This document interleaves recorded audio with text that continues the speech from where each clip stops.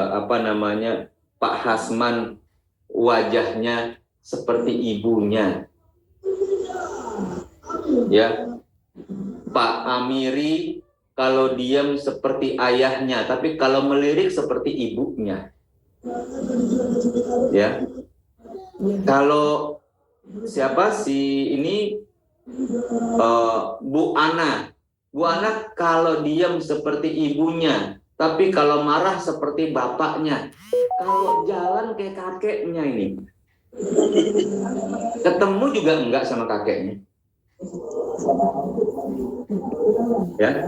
Nah, jadi kita ini terbuat dari orang tua kita tadi. Bahkan yang kita enggak tahu, ya, seperti perasaan. Ini Pak Irfan nih, kalau di Subang nih, aduh kalau marah dia nggak keras-keras, tapi pendendam misalnya. Punten ya Pak Irfan ya, ini contoh saja. Itu mah kayak ininya tuh. Nah, gitu. Yang sifat aja bisa turun, gimana yang cuman penyakit ya, atau bentuk wajah, bentuk muka, bentuk mata, cara memandang. Ya, ini namakan kita terbuat daripada dua orang ini, ayah ibu kita. Maka kalau di CM, ya, kita udah pasti cetakan orang tua kita. Ya, kalau orang tua kita tinggi, gede, anaknya ada yang kecil. Ini dia nggak ikut kayak ayahnya nih, ayahnya kan tinggi besar, dia kurus kayak ibunya. Kecil. Ya. Tapi kenapa ya nggak ada yang mirip nih, nggak mirip ibunya, nggak mirip bapaknya, siapa sih ini gitu ya? Oh ya, kita lihat aja. Kita tanya nenek-neneknya kita lagi, ini sih mirip si abang itu gitu kan, ini abang ini kakak sepupunya dia yang jadi ayahnya daripada ayahnya dia, gitulah. Kira-kira demikian. Nah, jadi hampir dikatakan bahwa cetakan itu ya nggak akan lari ya. Nggak akan lari, pasti sama. Ini dinamakan dengan jing bawaan. Pentingnya kita sebagai individu mempertahankan, menjaga kesehatan tubuh kita, juga mendidik anak-anak kita untuk selalu menjaga kesehatannya semaksimal mungkin, supaya dia bisa menciptakan anak-anak yang sehat juga. Kira-kira gitu ya. Kemudian ada lagi yang namanya jing didapat. Jing bawaan tadi itu baru materinya. Ya. Kalau untuk membesar dan berbentuk besar, gede, tinggi, ya, rambutnya banyak, itu perlu yang namanya asupan. Jadi jing bawaan sangat bergantung dengan asupan. Maka yang dinamakan dengan jing didapat itu adalah asupan dari olahan makanan dan minuman yang diberikan. Ya. Jadi ada orang yang gedenya nggak gede seperti ayah ibunya, waktu kecilnya gemuk, tapi asupannya kurang. Jadilah dia nggak besar seperti ayah ibunya misalnya. Asupannya kurang. Maka dipastikan bahwa materi dasar ini kalau nggak dapet jing, insya Allah orangnya pasti meninggal. Karena dia tidak bisa besar. Ya, ini kita ngomong yang normal-normal ya Bapak Ibu ya. Kalau nggak dikasih makan, kapan gedenya gitu aja. Oke. Nah inilah pengertian cing ya, dan cing. Kita urai sedikit satu-satu. Ci merupakan unsur dasar dari semua fungsi organ. Semua fungsi seperti saya katakan bahwa itu adalah motornya si ci. Itu motornya ci itu.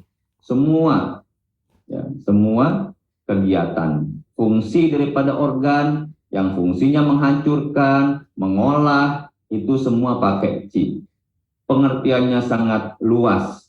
Ya, dialah yang membentuk tubuh kita. Ya, badannya menjadi lebih besar itu pakai ci.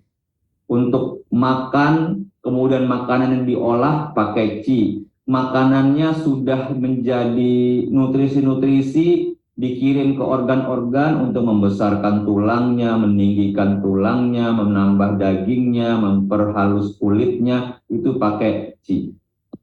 Semua aktivitas tubuh.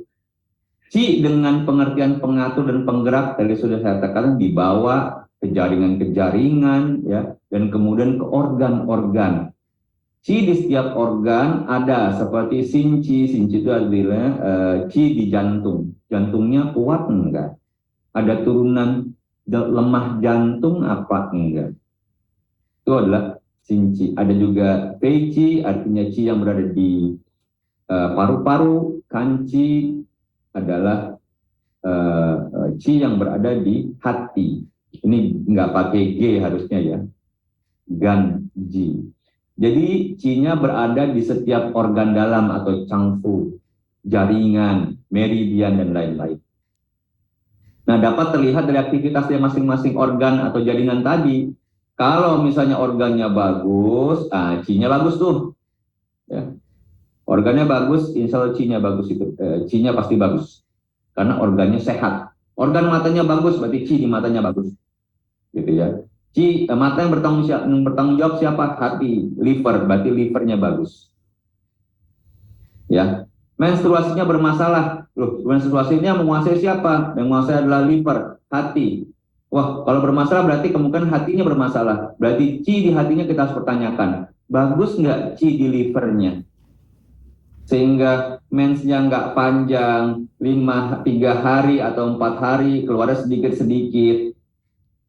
Kebalikan dengan terus-menerus misalnya, ya sama. Itu juga berarti qi-nya bermasalah.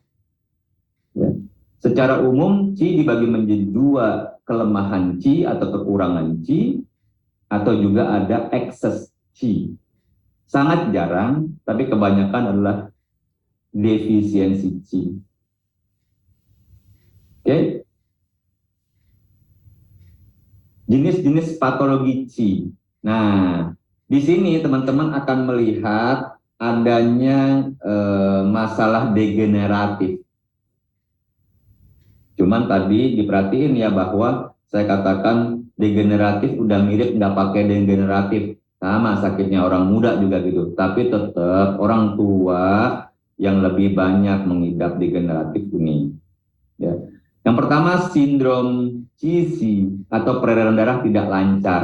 Mau muda, mau tua, kalau punya masalah peredaran tidak lancar, insya Allah sakitnya sama. Ya, mau yang muda, mau yang tua. Ya, sakitnya akan sama. Sindrom QI artinya qi-nya tertekan. Sindrom QI ini qi-nya mengalir ke arah yang salah. Yang tadi saya katakan udah masuk kepada tahapan berikutnya, qi-nya ngaco jalannya. Yang kiri harusnya ke kanan, malah yang kiri ke atas atau ke bawah. Sindrom QC artinya kekurangan qi, kurang qi-nya. Apakah dari makannya, apakah dari proses pengolahan makanan dalam tubuh, ya, atau qi xian atau qi melorot ke bawah, ya.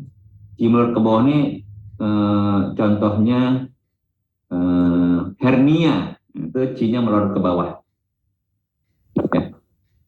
Jadi kalau secara CM, Chinese Medicine, bahwa qi itu juga mempertahankan posisi daripada organ tubuh kita di dalam.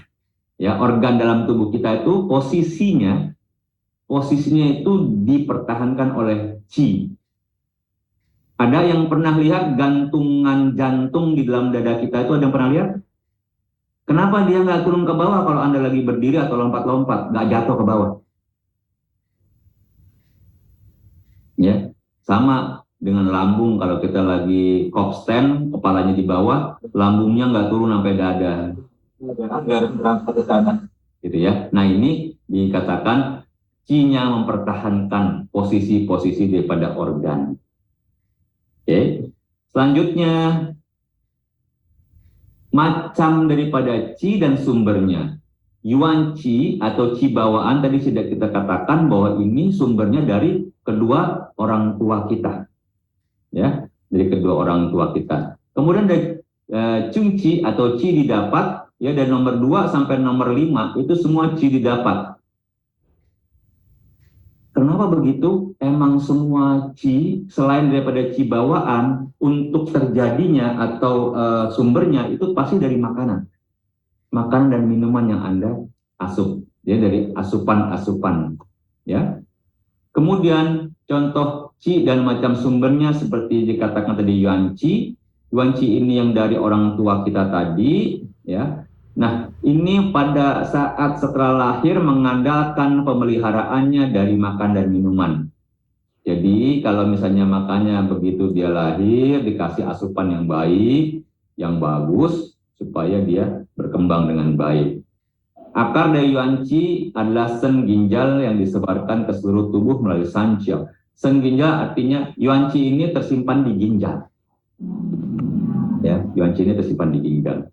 Fungsi daripada yuan qi mendorong, memotori dan memberikan energi ke berbagai organ agar dapat menjalankan aktivitas fungsionalnya. Baik, harap diperhatikan, yuan qi adalah qi bawaan. Kalau dikasih ongkos 100, maka dipakai dengan baik dan benar 100 itu.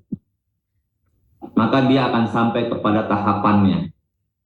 Fungsinya, dia berada di ginjal dan fungsinya tadi saya katakan mendorong, memotori, dan memberikan energi ke berbagai organ. Jadi secara umum kita melihat dari statement ini bahwa sen atau ginjal ini menjadi motor, organ motor dari seluruh aktivitas organ. Saya ulangin ya. Akar yuan qi adalah sen atau ginjal, ya, disebarkan ke seluruh tubuh, ya, fungsinya mendorong, memotori, dan memberikan energi ke berbagai organ agar dapat menjalankan aktivitas fungsionalnya. Maka bila kejadian gagal ginjal, maka itu akan membuat aktivitas organ lainnya, ya, fungsinya dari organ tersebut yang lain-lain itu pasti menurun. Dia pasti menurun karena yang ngerjain ginjal yang ngasih, ya. Jadi bisa kalau di medis mungkin kegagalan multi organ lah gitu ya. Kalau di medis dikatakan demikian. Kegagalan fungsi multi organ. Nah, itu salah satunya gara-garanya kalau di kita kelihatan dari kegagalan ginjal. Kemudian ada cungci, ya, qi dasar atau qi pokok. Nah, ini yang kita hasilkan dari udara. Ya, kalau misalnya di pelajaran kita udara diisep masuk ke paru-paru, nah kemudian dicampur sama makanan minuman tuh.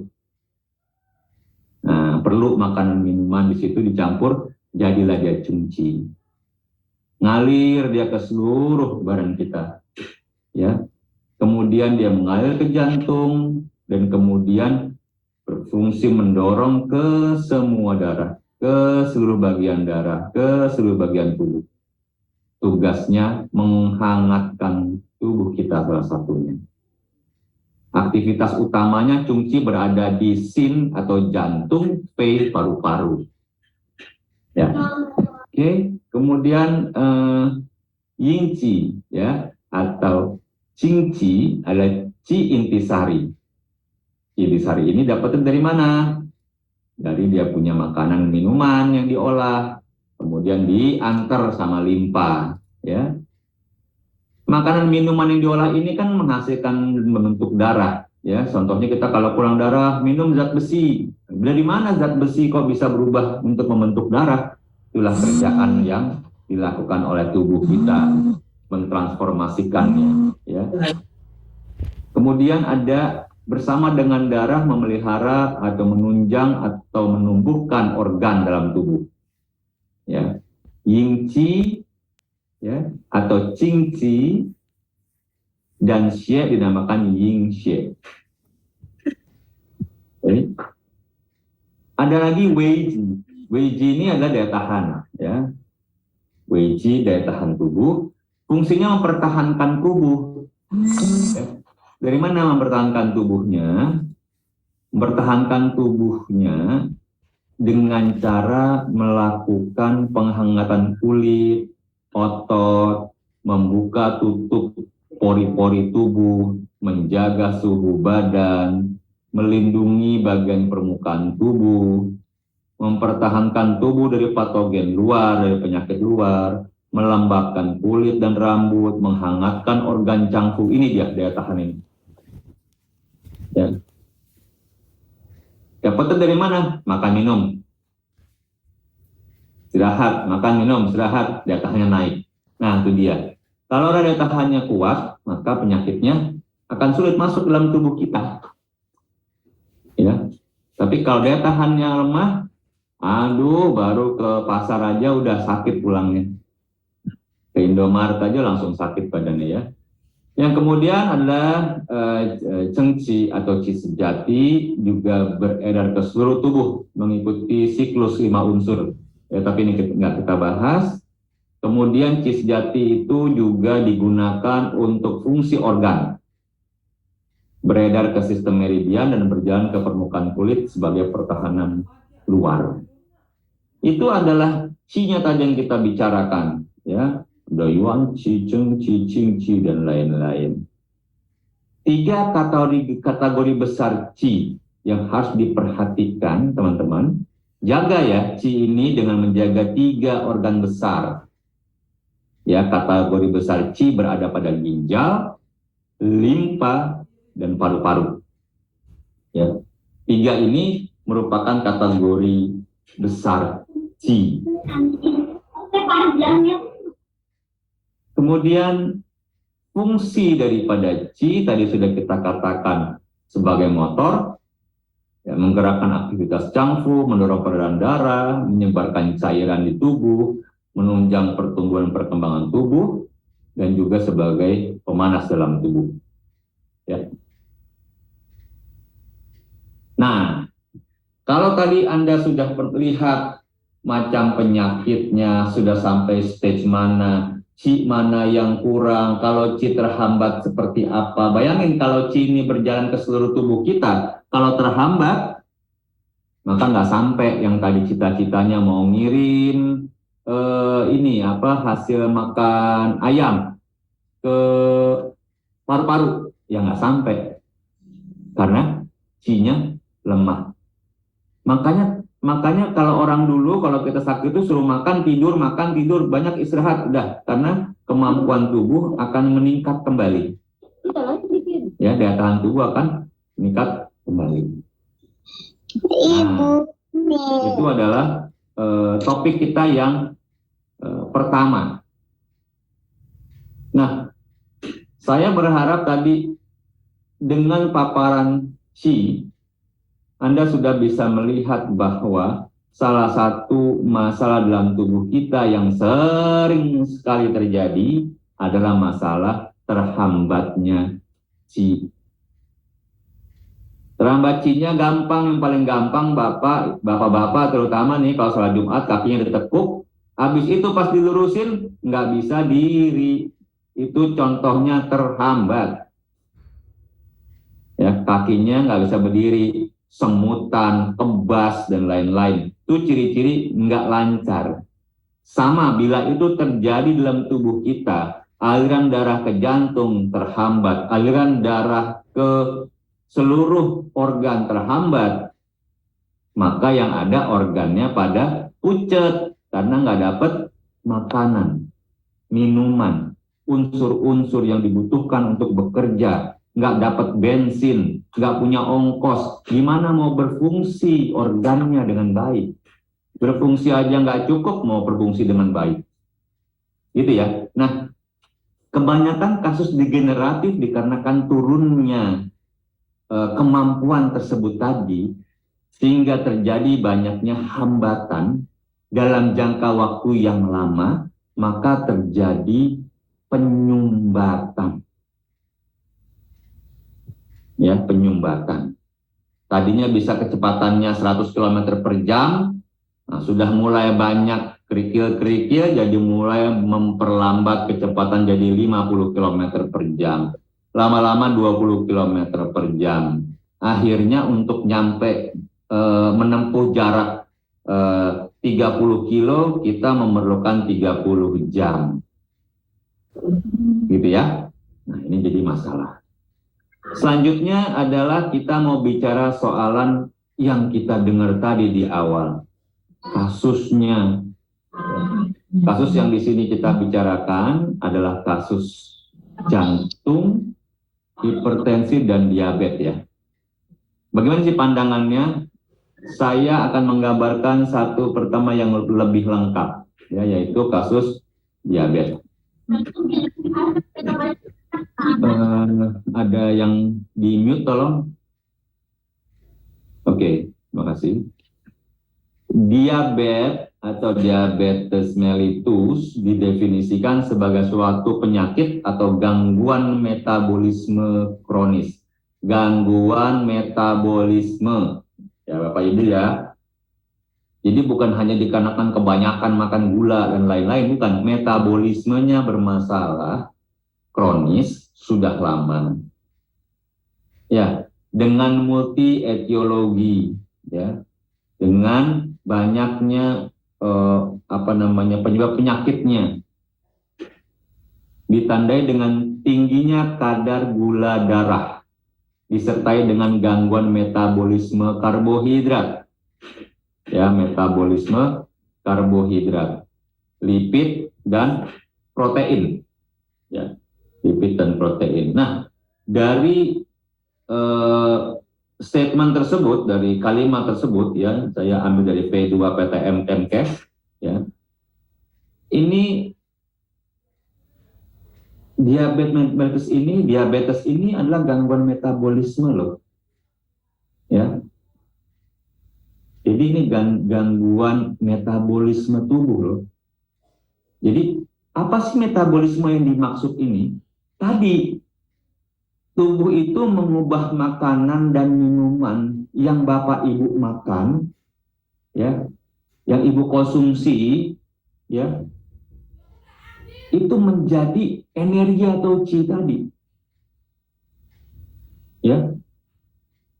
Jadi ini proses metabolisme berubah dia dari bakwan jadi energi, dari combro jadi energi, dari singkong jadi energi, ya, dari minuman teh botol atau teh kotak atau minuman yang mempunyai kadar gula tinggi, ya, itu dirubah, ya. Ada prosesnya namanya metabolisme, mengubah makanan minuman itu menjadi energi yang dibutuhkan oleh tubuh untuk bekerja, berfungsi. Gitu ya. Inilah metabolisme. Jadi bukan hanya dikarenakan kebanyakan makan gulanya, tapi gangguan metabolismenya. Nah, kalau misalnya tubuh kita mampu untuk melakukan proses metabolisme itu dengan baik, ya, kita yang mengatur dengan baik, insya Allah akan baik. Udah sering makan gula, harusnya ya metabolismenya dirubah, ya. Jangan habis banyak makan gula tidur, ya jadilah dia, gitu ya. Nah, diabetes ini dibagi menjadi beberapa tipe. Yang pertama tipe 2, kondisinya kronis, ya, mempengaruhi cara tubuh memproses gula darah. Udah lama nih tubuh kita nih kronis nih, metabolismenya memproses gula darah nih. Yang tipe 1 adalah kondisi kronis saat pankreas memproduksi insulin dengan jumlah yang sedikit atau tidak sama sekali. Jadi ada 2 ya. Yang pertama, ya, metabolismenya yang bermasalah. Cara tubuh memproses gulanya bermasalah. Memproses gula darah maksudnya, glukosanya ya. Memproses gula darah masalah. Jadi kalau secara proses umum makanan minumannya masuk dalam tubuh itu kalau kita prosesnya ada yang disimpan, ya. Disimpan gulanya itu, ya, glikogen, ya, di otot-otot kita ini. kemudian nanti digunakan bila perlu, dilepaskan kembali. Nah, proses penyimpanan maupun proses pelepasan itu menjadi masalah. Ini yang tipe 2. Yang tipe 1 kondisinya pankreasnya yang memproduksi insulin yang bermasalah. Tidak memproduksi atau kalau memproduksi sedikit. Pada saat proses merubah gula atau makan minuman itu tadi ya menjadi glukosa ya, itu memerlukan insulin, memerlukan cairan-cairan lain. Ya. Itu yang tipe 1. Jadi pabrik pankreasnya nih yang macet ya, pabrik insulinnya yang macet pankreasnya. Yang kemudian ada lagi pradiabet, ada dikatakan pradiabet, gula darah tinggi namun masih belum masuk ke tahap 2. Ada juga yang kehamilan ya, kondisi gula darah pada wanita hamil. Ya, itu juga ada ya. Nah, gimana TCM Chinese medicine melihatnya? Yang pertama, kasus diabetes ini kencing manis dinamakan Xiaohe ya. Menurut pengobatan tradisional medis, Xiaohe itu disebabkan karena terlalu banyak mengkonsumsi makanan manis dan berlemak. Ya, manis dan berlemak. Kemudian ada lagi sebab lainnya. Emosi. Gelisah. Marah-marah. Ini merupakan salah satu sebab daripada Xiaohe. Nah, secara CM, Xiaohe itu lagi menjadi 3. Ada Sang Xiao, ada Chung Xiao, ada Xia Xiao, ada Xiao atas, Xiao tengah, dan Xiao bawah. Xiao atas, tengah, dan bawah itu mengikuti tempat organnya. Yang di atas tubuh kita di dada organnya siapa, ya gitu ya. Yang di tengah siapa, yang di bawah siapa. Nah, Sang Xiao atau Xiao atas biasanya disebabkan oleh api paru atau panasnya Xiao atas, termasuk panasnya jantung. Ya, biasanya orangnya kalau bagian atas ini cirinya biasanya hausnya berlebihan atau dimulai sakit itu dengan sering kehausan atau enggak haus minum. Malam udah selesai tidur masih minum, duduk nonton minum. Ya. Kemudian Xiao tengah. Nah, Xiao tengah ini biasanya rame nih, yang Xiao tengah ini rame ya karena Xiao tengah itu disebabkan oleh api limpa atau lambung. Ya, api limpa atau lambung. Jadi ada api tadi di paru atau jantung yang naik, ada api di limpa dan lambung. Kalau limpa dan lambung ini ciri-cirinya orangnya lapar. Jadi kalau orang awalan gejalanya atau sakitnya ini laparan orangnya, lebih dominan kepada itu, maka yang diterapi adalah ya yang limpa dan lambung tadi. Cuman secara umum orang nggak melihat ya yang dikerjain pankreas. Pankreas kalau di dalam CM tidak merupakan organ yang terlihat. Dia bagian daripada limpa. Gitu ya. Limpa yang dikerjain. Padahal dia nggak nanya tuh. Yang terakhir di Xiao bawah disebabkan oleh yin si ginjal atau api Xiao bawah berkobar. Ya. Yin si ginjal. Ini biasanya berhubungan dengan urusan ginjal.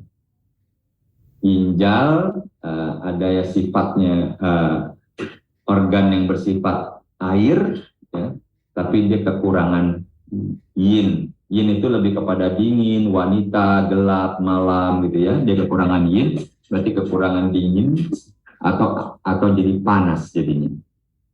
Ya. Nah, gejala umumnya memang sama, haus, suka minum, sering kencing, urinnya manis gitu ya, kelihatan, membumbung, berbusa dan lain-lain. Gejala umumnya demikian, tapi bagaimana mendeteksi awalannya itu yang penting. Oke. Gejala dan mekanisme terapinya. Kalau gejala di show atas, Bapak Ibu bisa lihat lidah merah pecah-pecah. Tenggorokannya sering kesek, seperti terbakar itu, jadi bukan panas ya, gampang kayak orang aus gitu ya. Aduh, tenggorokannya kayak kurang aus, kayak lengket gitu ya, panas. Oke, banyak minum siang, malam, nggak ada batasnya. Minum aja. Ya.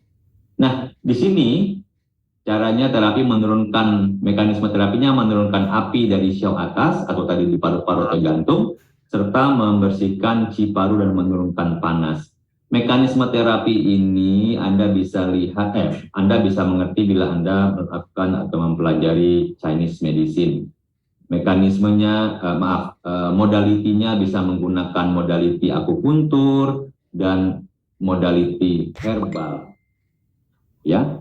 Nah, kalau gejala siau tengah ya, yang tadi isinya lambung sama limpa, karena berada di tengah-tengah tubuh, maka ciri-cirinya banyak makan, cepat lapar, badan kurus, mulut kering ingin minum, BAB-nya keras, BAK-nya sering. Ya. Terapinya menurunkan panas pada limpa, menurunkan api lambung, menjernihkan kambing, dan menurunkan panas sancau. Gejala siau bawah, sering diare, daun telinganya layu, ya, karena telinga merupakan indera yang ditanggung jawabi oleh ginjal. Daun telinga layu, muka kehitaman, ya, kurus, urin seperti ada minyaknya, gelisah ingin minum. Terapinya kuatin ginjal, menurunkan api pada siau bawah. Nah, ini adalah penyakit degeneratif yang pertama yang kita bahas. Kebanyakan kencing manis ini dengan gaya hidup kita yang sekarang, minum minuman yang kita nggak tahu pada isinya adalah gulanya banyak, ya. Kemudian kurangnya hidup sehat seperti berolahraga, tidur yang kurang, istirahat yang kurang, ini menyebabkan timbul gejala-gejala ini. Ya. Nah, dari yang Anda lihat di sini, maka mulai belajar melihat bahwa lidah merah pecah-pecah, tenggorokan aus-aus seperti terbakar, banyak minum siang dan malam, tidak ada batasnya. Maka yang dimasalahkan biasanya adalah paru-paru. Paru-paru kita kenapa ya? Orangnya sering panas gitu ya. Paru-parunya sering panas. Bisa ditunjukkan dari mana? Bisa dilihatkan dari ciri-cirinya tadi. Ciri-ciri ini tergambar. Orangnya bisa seperti apa, tidurnya seperti apa, makannya seperti apa, ya, makan terus nggak berhenti-berhenti. Langsung bisa kelihatan. Oke, ini merupakan yang pertama, ya. Selanjutnya kita akan bicara soalan yang kedua, yaitu soal jantung. Jantung atau heart, ya. Jantung ini punya masalah kurang lebih ada 7. Ya, nanti kita bicara ciri-cirinya. Kelemahan ci jantung. Ci jantung ini kelemahan biasanya diawali dengan cing bawaan.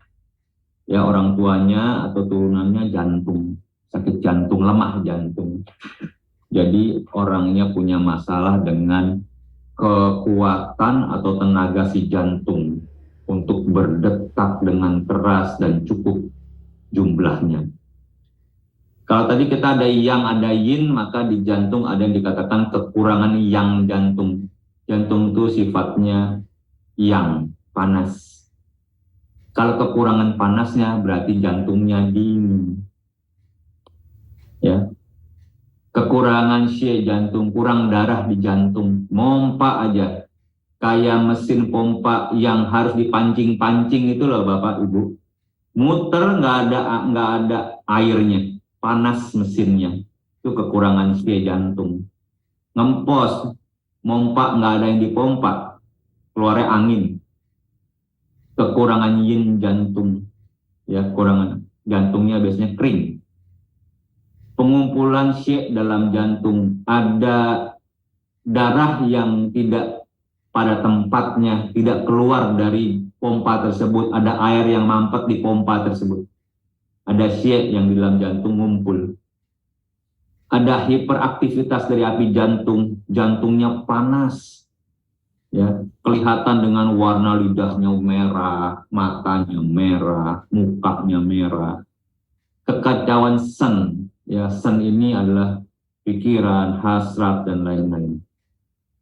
Kita bahas sebentar satu-satu. Kelemahan Qi jantung itu, ya, gejala umumnya tidak bersemangat, ya, lelah nggak bertenaga, mukanya tidak cerah, lidahnya lunak. Lunak itu ada terlalu lunak, ya, kayak tidak berotot gitu loh. Kayak tidak berotot, padahal otot lidah itu kan otot, ya. Itu ciri-ciri kelemahan Qi jantung. Gejala defisiensi Qi, gejalanya, ini tadi gejala umumnya. Kalau gejala defisiensi Qi, arti kekurangan Qi, maka nafasnya pendek, suaranya lemah, wajahnya pucat, berkeringat, lidah putih pucat, selaput putih tipis, ya. Lidahnya putih pucat, nafasnya pendek, ya. Kemudian berdebar-debar. Ini contoh ciri-ciri kelemahan Qi jantung. Macam-macam jantung ini kebanyakan berdebar-debar, ya Bapak Ibu, ya. Yang kedua, kalau kurang panas atau kurang hangat jantungnya, ya, gejalanya adalah takut dingin. Berarti lebih suka hangat. Karena defisiensi panas jantung. Jadi kalau defisiensi panas jantung, kondisi jantungnya sedang kondisi dingin. Maka dia takut dingin, artinya akan bertambah dingin. Ya. Ekstremitas ini kaki, tangan, ya, dingin. Dada terasa penuh atau penat, nyeri. Wajahnya gelap, lidahnya ada ungunya kegelapan, ya. Kemudian kita masuk kepada kekurangan darah pada jantung. Kalau kekurangan daripada darah jantung, gejala umumnya orang nggak bersemangat, seperti tadi, ya, lelah, tak bertenaga, karena kurang darah dia, kurang darah. Gejalanya adalah mukanya kuning pucat, mulut dan bibirnya pucat, vertigo, berkunang-kunang, gampang baal, lidahnya pucat, nadinya, nadi nggak usah, gangguan haid, ya, haidnya sedikit, ya, bahkan haidnya terhenti. Jadi kalau haidnya terhenti atau sedikit-sedikit, coba dicek, ya. Gitu, ya. Berdebar-debar, pelupa, gangguan tidur, dan banyak mimpi. Berdebar-debar standar, pelupa, ya. Ini ciri-ciri. Ya. Kemudian gangguan tidur, tidurnya terbangun-bangun, bangun banyak mimpi, ya, mimpi seperti orang jatuh dari atas ke bawah gitu, ya, jatuh dari atap. Kemudian masuk kita ke defisiensi yin jantung, ciri-cirinya adalah berdebar-debar, pelupa, gangguan tidur, banyak mimpi. Kemudian gejala panasnya berkurang adalah telapak tangan dan kakinya, kering, panas pada telapak tangan dan kaki, kemudian ada keringat berlebihan, mulut dan tenggorokannya terasa kering, lidahnya merah, kurang cairan biasanya.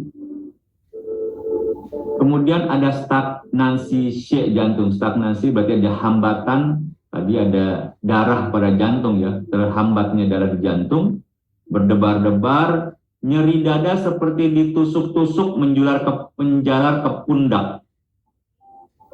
Nah, ini yang biasa kita mendengar kasus di orang yang terkena serangan jantung, ya.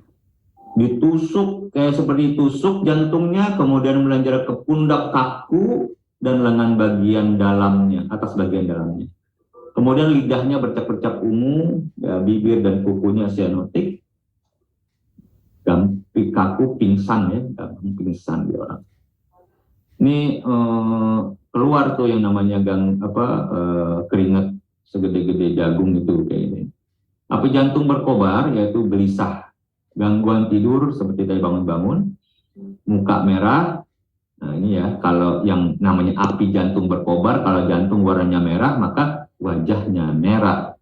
Karena apinya berkobar-kobar, maka statusnya adalah panas. Kalau panas berarti dia haus. Kalau panas berarti dia sariawan. Kalau panas, BAK-nya nyeri. Kalau panas, urinnya pasti kuning pekat, kadang berdarah. Kalau panas, warnanya merah, maka lidahnya juga merah. Ya, karena api. Oke.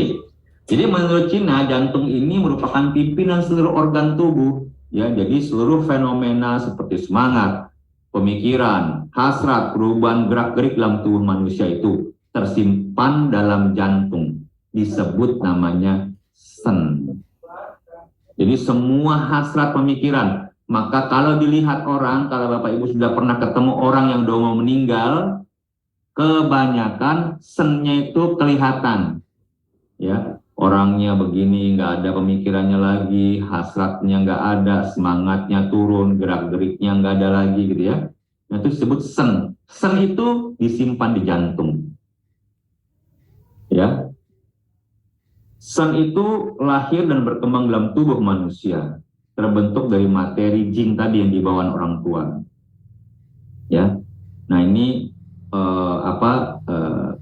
gerakan perubahan setiap materi, ya, disebabkan oleh adanya energi vital yang disebut dengan qi. Jadi sen berkembang dalam tubuh, tapi besarnya, meningkatnya, berubah berkembangnya juga memerlukan energi vital tadi, qi. Kemudian gangguan jantung tidak hanya disebabkan oleh faktor dari luar, tetapi juga ada faktor dari dalam, seperti perasaan. Ya, pertama perasaannya tadi kita udah bicara 7 jenis perasaan tadi dalam manusia ya. Nah, jadi ada 3 jenis perasaan nih yang mengganggu jantung. Nah, ini perlu nih Bapak Ibu ya. Ada orang bilang bahwa kalau pokoknya hidup gembira enak. Tapi jangan salah, gembira yang berlebihan ya. Gembira yang berlebihan. Orang tertawa padahal nggak lucu-lucu amat, tapi dipaksakan terbawa terbahak-bahak, sangat terbahak-bahak gitu ya. Nah, itu seperti contoh berlebihan. Orang yang sangat excited sekali, ya, berlebihan, itu gembira merupakan salah satu jenis perasaan yang mengganggu jantung. Ya, kemudian perasaan yang kedua yang mengganggu jantung, sedih berlebihan. Ya, kalau udah sedih, ya ampun, nggak selesai sedihnya. Ini harus dipertahankan, tidak boleh dipertahankan, harus dirubah. Jadi sedih itu tidak boleh berlebihan. Ini salah satu daripada jenis perasaan yang mengganggu jantung. Perasaan lain yang mengganggu jantung yang berlebihan adalah terkejut berlebihan. Tegang, fungsi jantungnya langsung lemah dan berdebar-debar. Makanya kalau ibu-ibu tuh bacakan kaget, waduh kaget, Allah lemes deh gua, jantung berdebar-debar gitu ya. Itu dia. Jadi 3 jenis ini yang besar untuk mempengaruhi jantung ya, yang mengganggu jantung. Nah, jantung tadi sangat berhubungan dengan kasus hipertensi. Ya. Hipertensi ini pada prinsipnya kalau secara Chinese medicine ini adalah tidak lancar, darahnya tidak lancar, shape-nya tidak lancar. Ya, jadi hipertensi ini suatu keadaan di mana darah dalam nadi berlebihan dan berdesakan sehingga tekanan darah bertambah tinggi.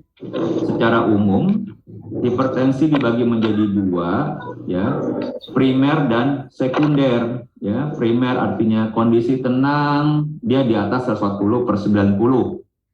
Nah, ya, ini udah primer karena dipertimbangkan udah punya tekanan darah tinggi nih kayak gini, karena terjadinya di usia 40 tahun. Ada ciri-cirinya ya kan, seperti dia sesak nafasnya, telinganya berdenging, insomnia, lagi diem aja 140/90, pundak terasa kaku, jantung berdebar. Kalau dia bergerak, lari, jalan dengan cepat ya, melakukan aktivitas ya mungkin jadi naik, tapi kalau lagi diam aja santai 140/90 itu masalah. Sekunder biasa terjadi karena neprosis ya, radang ginjal, keracunan pada saat hamil, gangguan dalam tengkorak, tekanan pada intrakranial meningkat, gangguan pada endokrin gitu ya. Itu hipertensi ya, terjadi hipertensi. Nah, kemudian ada lagi hipertensi lain dibagi menjadi dua, yaitu esensial dan konstitusional ya. Esensial ini nggak tahu, tiba-tiba ada datang ke dia, nggak tahu kenapa, padahal lari oke, semuanya oke, tapi ada ya. Konstitusional terjadi karena labil emosi, frustasi, cepat marah dan cepat tersinggung, maka hipertensi naik tekanan darahnya.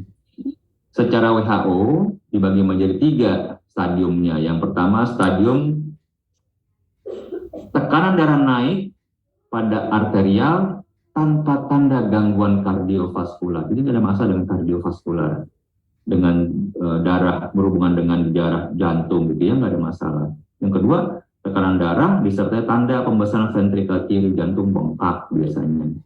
Dan yang ketiga, kenaikan tekanan darah dengan lesi organisme ya, ada radang ya pada jantung, otak dan jaringan otot. Secara umum hipertensi ini dilihat dari Chinese medicine adalah cukup memperlancar Xie. Judul utamanya, lancar aja Xie-nya gitu ya.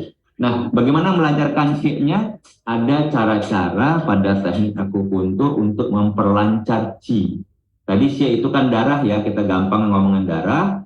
Nah, maka kalau untuk memperlancar darah, yang memperlancar Qi-nya supaya darahnya berjalan dengan baik. Ya, oke. Nah, diabetes udah, jantung kita kenal, hipertensi lancarkan Xie. Kalau misalnya orang udah ada yang bermain akupuntur, ada titik Qin Yung Su Qing He misalnya gitu ya. Ini titik yen-nya harus dijalankan ya.